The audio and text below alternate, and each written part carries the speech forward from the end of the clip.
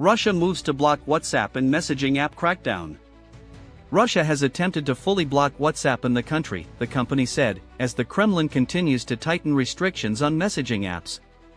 Meta-owned WhatsApp said the move aims to push more than 100 million of its app users in Russia to a state-owned surveillance app.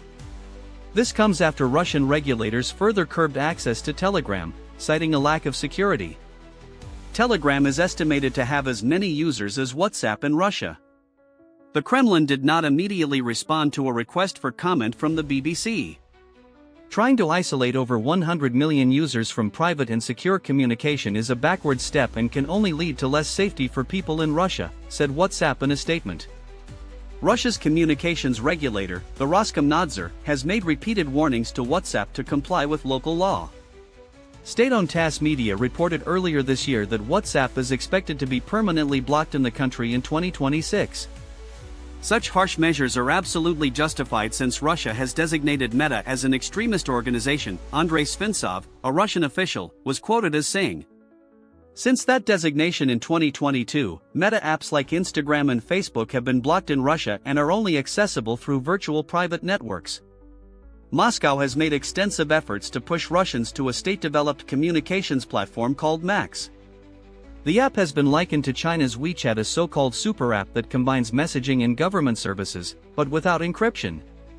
Russia has argued that both WhatsApp and Telegram have refused to store Russian users' data in the country as required by law. Since 2025, the authorities have mandated that the Max app be pre-installed on all new devices sold in the country. Public sector employees, teachers and students have been required to use the platform. Telegram's chief executive, Russian-born businessman Pavel Durov, said the state is restricting access to its service in an attempt to force its people to use its own app for surveillance and political censorship.